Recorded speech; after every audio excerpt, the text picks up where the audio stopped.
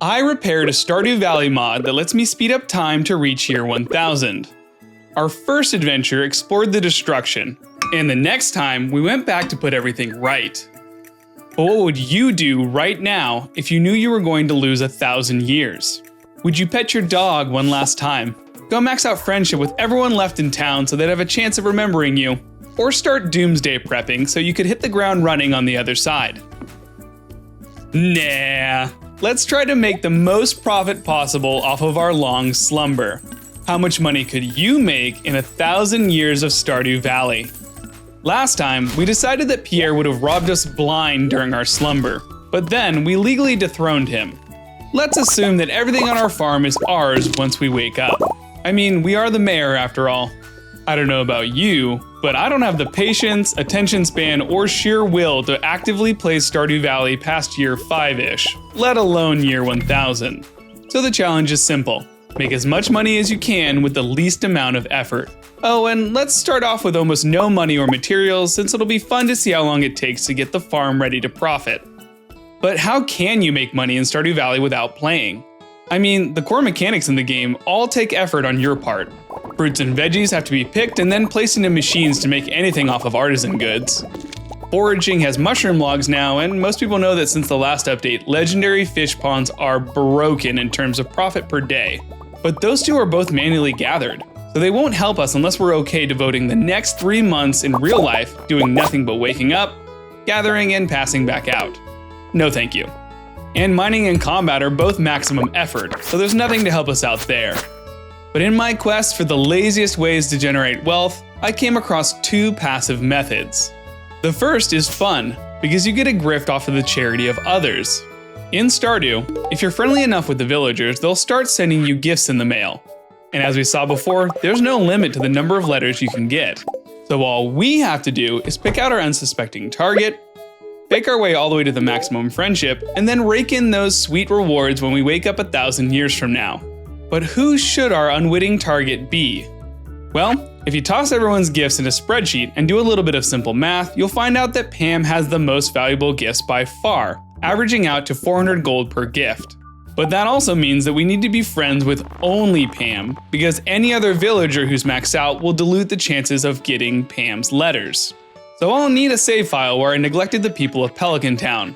For me, that's pretty easy, since I love to maximize efficiency over friendship. But for our second method, we also need to have gone the Joja route and have reached perfection. I've actually only ever completed the Joja route 1 time, and it was in the last year just to see how it felt. Spoilers, it felt gross. But because I only focus on profits like a good little corporate drone, I also neglected the townsfolk, which is perfect for our needs. Sure, nobody likes us, but we created a lot of value for our shareholders. Since no one's maxed friendship, we can just wait for everyone to decay back to 0 hearts while maxing out Pam. And luckily for us, she's kind of easy to gift, since she loves cactus fruit. A quick trip to the Statue of Uncertainty to reset our foraging profession nets us botanists and guaranteed iridium quality fruit. Toss those at Pam a couple times a week, and especially on the 18th of spring for her birthday, and she's maxed in no time. We won't have to worry about anyone else decaying because the second money method is going to take a minute. You might be thinking, swell, your farm is terribly ugly, and why such a crazy monoculture? Also, why'd you call yourself Swell? That's weird. But for the farm, it's actually a super fun way to play, since I only allowed myself to profit off of forageables in this save, hence the massive tree farm. We need some way to automatically do our chores for us, since the valley hasn't discovered AI yet. I've always thought it was a really big shame that hoppers aren't more useful. For me, gathering from the machines still takes too much time and effort for them to be worth the cost. So ignoring those, we have 2 perfect machines, the auto grabber and the auto petter. I mean, they even have auto in the name. These will collect your goods and keep your animals happy every day. Getting auto grabbers is pretty easy, requiring level 10 in farming and 25,000 gold when purchased from Marnie. Easy if you buy the animal catalog. If not, timing Marnie's schedule is an absolute nightmare. For auto petters, it's significantly more difficult on the community center route. You can only get them from skull cavern chests, golden mystery boxes, and occasionally from killing monsters in the dangerous mines, but it's a low chance. In order to maximize our profits, we're going to need a lot of auto petters. more than is feasible to gather from these methods. That's where Joja comes in. If you were greedy enough to sell your soul to them, they'll sell you back an auto petter for the low price of 50,000 gold. Honestly, it's probably worth the deal. Once you see how much money we make, I think you'll sign on the dotted line too. For our farm, our goal is going to be to maximize our layout, to keep as many animals as possible happy, healthy, and producing for us. Unfortunately for us, the forest farm is only about half tillable space, which is going to be important. Fortunately for us, I learned a lot about how Stardew Valley works while creating the mod to get to year 1000, so now I know how to change things in the save file, like say the farm type. Also, we're looking a little silly, so let's fix that first. Much better. Nah, I'm kidding, we'll go with the classic. A little copy-paste magic and bam, we now live on the standard farm map, which is great because it's got over double the tillable space of the forest map. I also reset the date and set our money to 50,000. I'm curious how long it takes to ramp up to full production with just a little seed money. Get it? I made my money from seeds on this file. If you're still here after that joke, there's nothing I can do to shake you. The only other things we're going to keep are our tools, the 3 auto grabbers and 2 auto petters I've already gotten from Skull Cavern runs, speed buffs, a single bluegrass starter, and probably the most important, our key gems.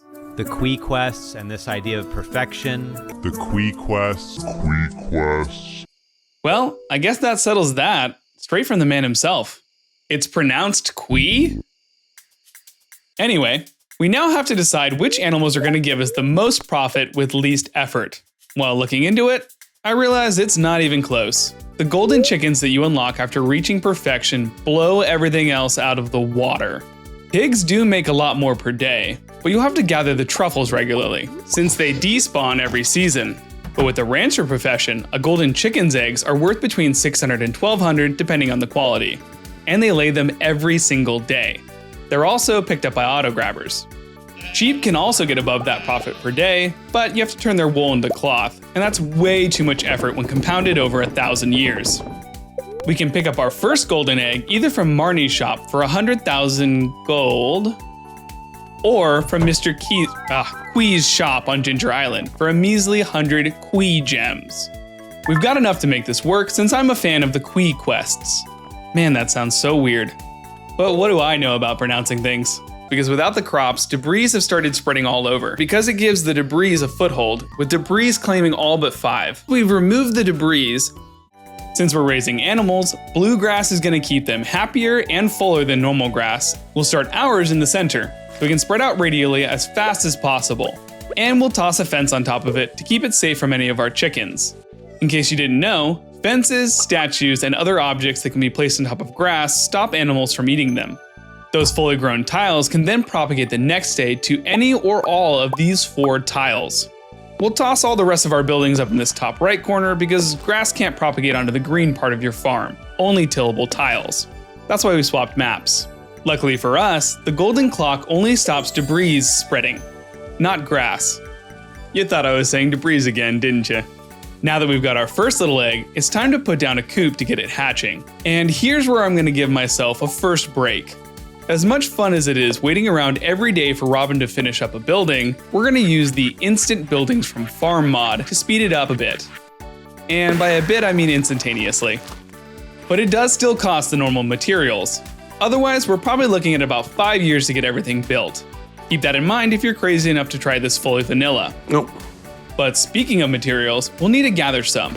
So let's start grabbing the wood and stone it takes for our first set of upgrades. The base coop doesn't have an incubator, so we'll need at least the big coop to be able to start hatching. Now that we have the 700 wood and 250 stone for the big coop, we'll start building in the top left corner, since I have a pattern in mind. We just need to place this golden egg in the incubator, and we're on our path to unimaginable riches. Since we picked up the Coop Master and Rancher professions last night, this little chick should hatch in 3 days rather than 6. And we'll toss down an auto petter and an auto grabber for good measure. And since silos ultimately aren't going to be very useful to us since they only hold 240 hay, we'll try a free range approach for these chicks. And now we'll start settling into our loop, gathering enough wood and stone for the next coop. Any extra eggs will go towards funding. A few days later, and it's time for our first chick to hatch. and you probably noticed a weird message in the bottom left corner. We hatched one and named one. Listen, I went down a little rabbit hole when setting up this challenge.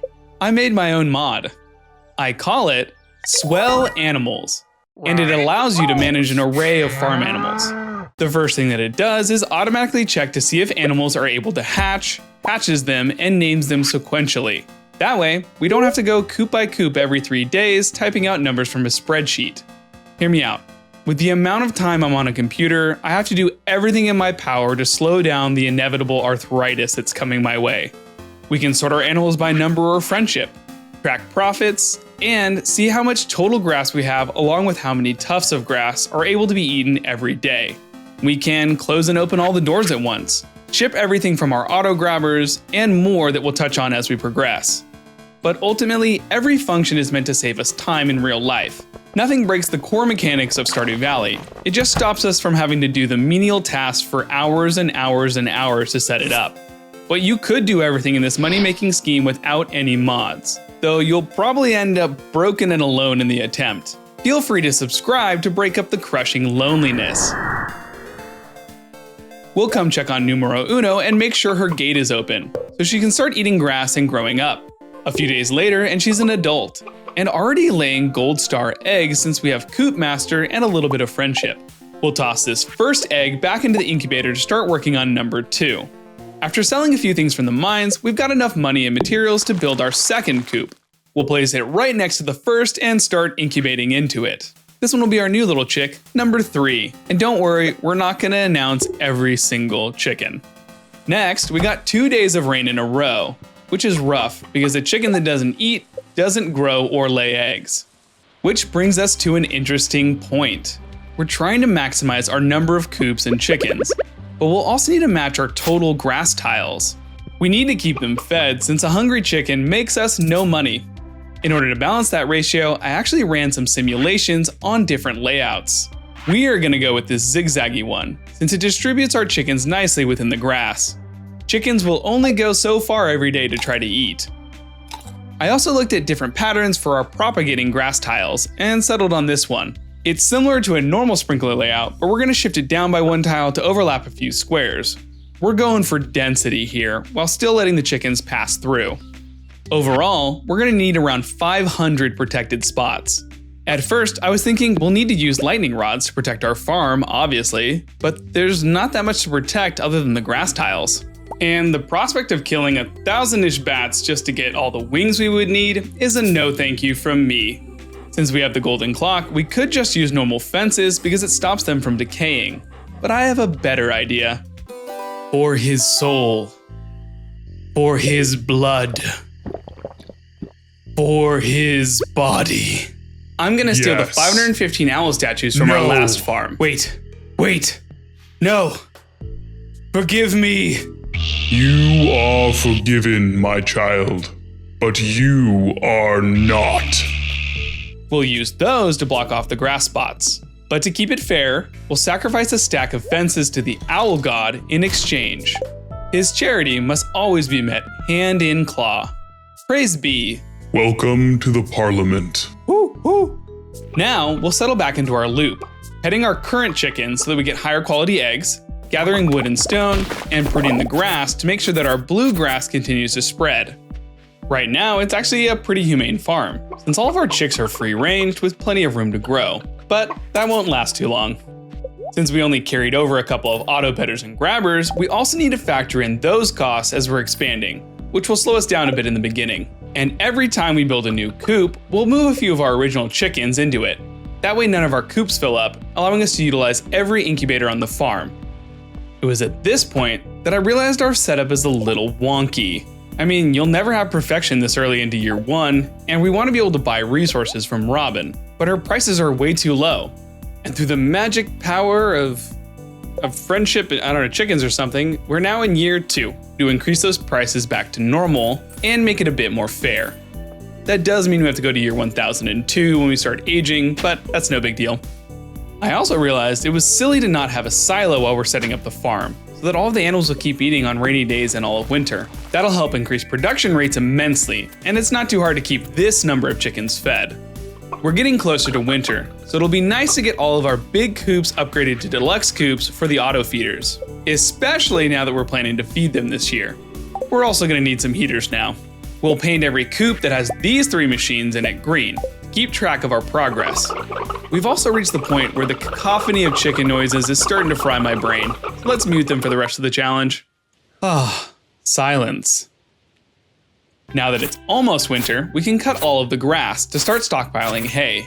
And in winter, we'll move all of our coops to the edge so that our central grass can propagate as much as possible come spring. We currently have 178 chickens and 19 coops now. Not too shabby considering we had only one 3 months ago. What's even crazier is by the end of winter, we now have 387 chickens and have made over 7 million gold. You gotta love exponential growth.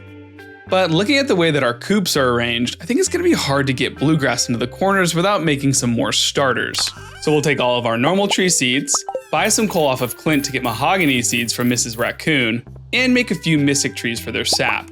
That'll give us a steady supply of bluegrass starters.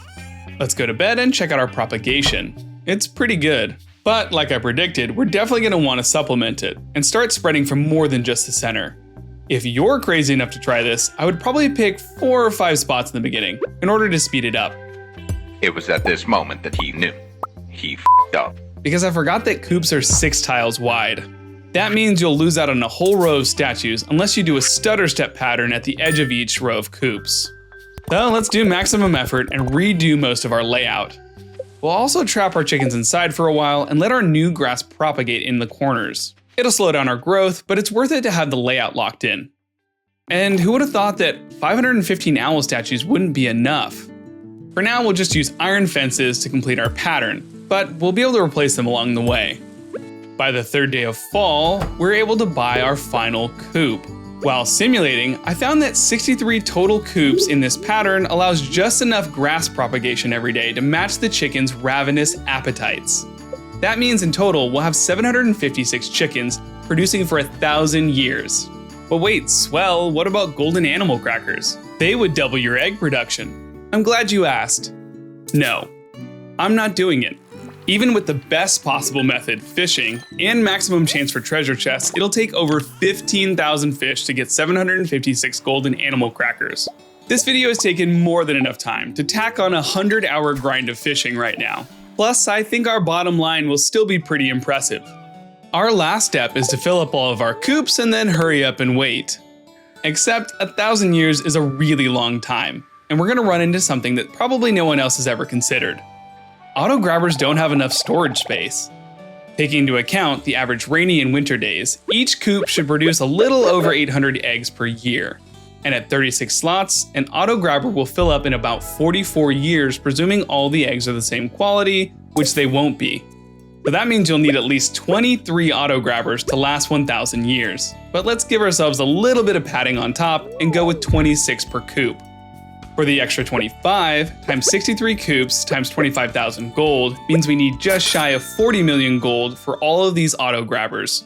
We'll let the farm do its magic and get the full total before we pick them up. Now is probably a good time to talk about another magic feature I added to the Swell Animals mod, the auto pass out button. You see, the last time we went to year 1000, we simulated until 1 AM, and that took us about 16 seconds per game day for a total of 21 days in real life. But it turns out that simulating 756 chickens' actions 60 times per second takes a heavy toll on the speed we can hit with the speed mod. I have a decent CPU, but the fastest I can get it to is about 45 seconds per day. So to get to year 1000 this way, we're looking at about 2 months in real time. But we don't need to simulate a full day this time, because we don't really care about what happens to Pelican Town. You were the chosen one! It was said that you would destroy the Sith, not join them! I hate you! We just need to make sure that the chickens have ample time to eat. As long as they've eaten, they'll make us eggs the next day. Through some testing, I figured out that pretty much every chicken is eaten by about 7:30 in the morning. So if we pass out at 9 AM to give them a little bit of extra headroom, we cut our days down to about 7 seconds. And we don't need to simulate any day that has rain, thunderstorms, or is winter, since our chickens will never come outside to eat anyway. Hitting this button will jump to 1:50 AM starting at 9 AM on normal days and 6:10 AM on non-producing days. That cuts our total time down to just over 6 real days. I was a little worried that passing out like this would cause the chickens to get stuck outside and we might start losing them to animal attacks. But I guess animal attacks can only happen if a chicken couldn't access the inside, not if it doesn't.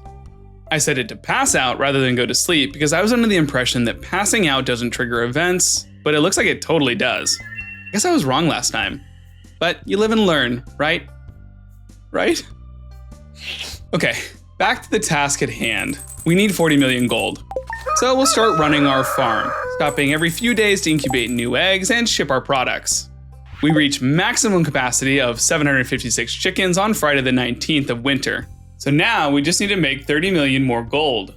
But let's take a moment to appreciate every single one of our egg-laying mamas. I literally just slammed my scroll wheel to get this footage. And here's what it's like waking up on our beautiful farm every morning. I wonder how Grandpa would rate our farm. Swell, my boy. I hate it. You read everything I said about real connections with people and nature and threw it in the garbage to pursue your own terrible greed. I mean, this space is basically a concentration camp. Sorry, Grandpa. We're a little bit too busy to talk right now. I spent the rest of spring and most of summer tweaking the farm here and there to make sure the grass wasn't getting overpressured. And on the 22nd of summer, we have our 40 million gold. It's a good thing that Stardew Valley doesn't track item stock, because we're gonna go pick up 1,575 auto grabbers from Marnie's. Now to add 25 to every single one of our 63 coops. I'll see you in a minute. It took me about 3 in-game days or an hour in real life to place all of these, so I didn't avoid all of the manual labor. And now that we're fully ready to go, I feel like these green coops don't really match our vibe. So let's spend a bunch more time recoloring them. Now that's a golden chicken farm, and our final full layout. Last night, we shipped all of our current products, so we'll start off with a fresh slate. It's also been plenty of time for everyone else in the village to forget us, other than our girl Pam. So now, it's officially time to hurry up and wait again, all the way to year 1002. Here's a little breakdown of what's happening year to year. At the start of spring, all of our chickens are down 1.5 hearts since they starved the entire winter. There's no way to keep all these guys fed with silos since they would need 21,000 hay every winter. That's 88 silos worth. But don't feel too bad for them. They spend most of spring eating bluegrass, so they're back up to full hearts by about the 18th, give or take the rainy days. Summer typically has a few more rainy days, so our grass stays reasonably replenished. And by the end of fall, everything's pretty eaten. But we still have enough coverage to keep our chickens mostly fed. Winter is the bad time, where they stay trapped inside and lose 1.5 hearts. But the transition from winter to spring causes 40 grass growth checks, virtually resetting the farm for the following year. And so we let it run, with one minor flaw: our beloved owls. As far as events go, our farm is too dense for meteorites, the witch doesn't bother anything, and we have no crops for the fairy. But the owl statues thrive in these conditions, and occasionally will pop up in a spot blocking our chickens' grass access. To maintain our production, we're gonna need to do a clean sweep every 50 years or so, just to make sure no one gets trapped inside for too long. I love our owl aesthetic, but it does create a bit of a needle in a needle stack situation, trying to track down these new owl statues. At least the human brain is pretty good at pattern recognition. Plus, we can use these new owls to swap over our iron fences, making everything nice and uniform. Nice. I also started noticing patchy spots underneath our owl statues with no grass. My best guess is that lightning can randomly strike these tiles, killing our grass and leaving the statue. But we still have our mystic trees, so we'll just go ahead and replace them when we're clearing out the owls. It's not zero maintenance, but I only have to do it a couple times a day, so good enough. And here we are, at year 1002. For me, it's taken about a week, checking on the farm twice a day, fixing it back up, and letting it run. But for you, it's been like a few seconds, right? Lucky you. I was working hard, replacing 105 iron fences with owl statues while you were just chilling, wondering when Swell would get to the point. But that does mean we rolled 552 owl events this time, which is pretty sweet. Yes, my child, grow the flock. All right, let's get down to business.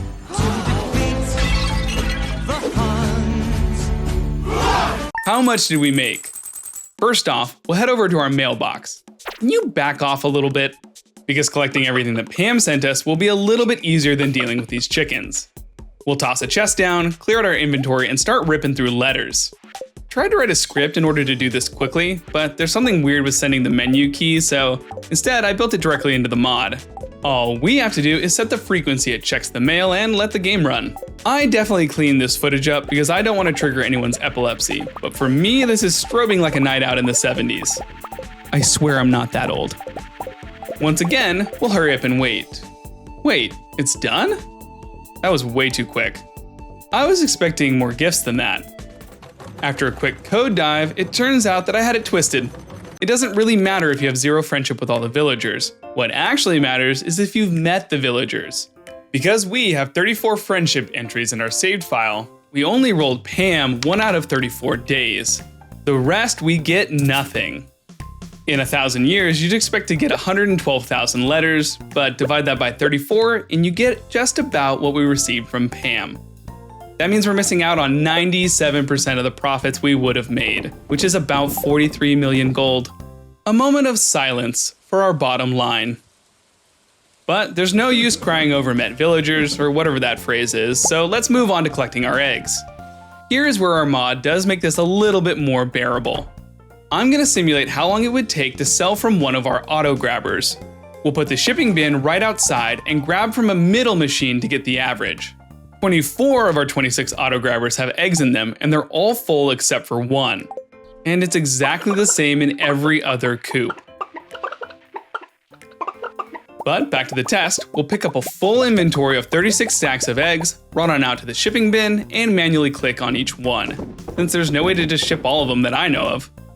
Looks like it took about 30 seconds. So times 24 auto grabbers and 63 coops is 12.5 hours. Oh god, why? You could do it in a vanilla game, but I'd probably sell every so often to break it up.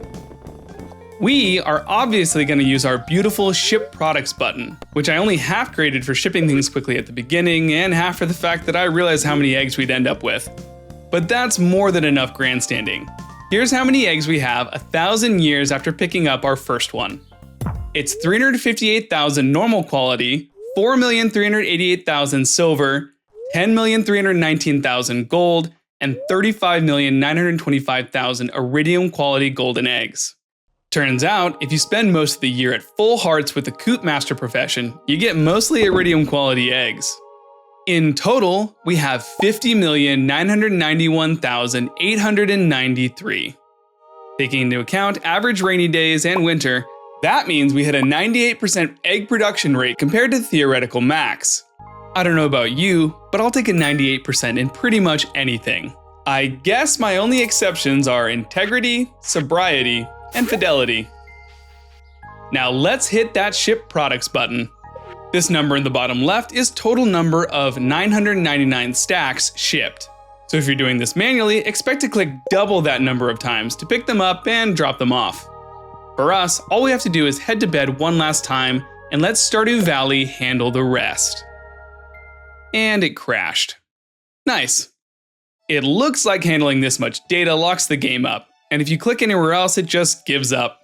We'll try it again and give it all the time it needs. 4 minutes later, we're greeted with this beautiful mess. Stardew can handle our other tab calculations, but it looks like we're broken in farming and total. I thought it might be fun to click through all of the pages, until I realized that at 12 stacks per page, there's 4,000, and you have to click back through every one. Let's get out of here and check our totals. Waking up, we're greeted with a beautiful 74 million gold in our money bar. But wait a second, we sold like 50 million eggs, and our total earnings is only 124 million, which is what we have currently plus our old total. But of course, Lewis would rip us off on our biggest payday ever. But the actual issue has to do with how Stardew Valley is coded. Concerned Ape is a wonderful, beautiful man, and I'll fight you if you say otherwise. But even he didn't expect someone to be so idiotic to run his game for 1,000 years at maximum production. So we set the max value for our money bar to 99,999,999. Earn more than this and it'll overflow. Though you can still use it to purchase things. But for our total earnings, it's saved as a signed integer with 32 bits. 1 bit is used for positive or negative, and the rest count up in binary to 2,147,000,000 and some change. In almost every other Stardew Valley farm, that would be so overkill to be ridiculous. But for us, the 124 million we see in the Earn tab is actually just the amount left over after we overflowed that 2.14 billion number. And we overflowed it 26 times for a real total earnings of 55,957,485,450 gold. I wonder if that makes us the richest Stardew Valley player in history. We'd only claim it if we did it without any mods at all. But that would be nuts, right? But actually, I don't want to do that. Please don't make me. Fun fact, I actually implemented the money earn tracker in the Swell Animals mod as a long 64-bit number. With about double the bits, our maximum value is 9,223,372,336,854,775,807 gold. At our current production rate, it'll take about 3 million years in real life to hit that limit, so we've got a bit of headroom. Though if we tried it, it would also take 165 billion game days, so we'll probably start hitting other 32-bit limits first. And in a real sense, if someone came back and dumped 51 million golden eggs onto the marketplace, it would probably destabilize global currencies and lead to runaway inflation. So it'll be pretty hard to get the value out of all of our hard work. But the ones who really did the hard work were our poor golden chickens, so let's free them from their captivity.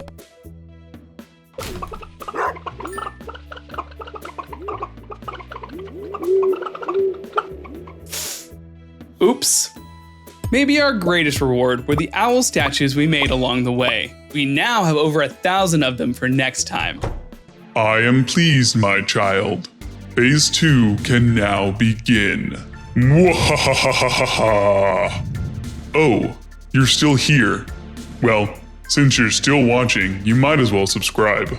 If you're thinking, what if he's a one-trick pony and all he has is this 1,000-year content? Trust me, he's cooking up a lot more crazy Stardew Valley videos. If you subscribed, welcome to the Parliament. Turns out that's what you call a group of owls.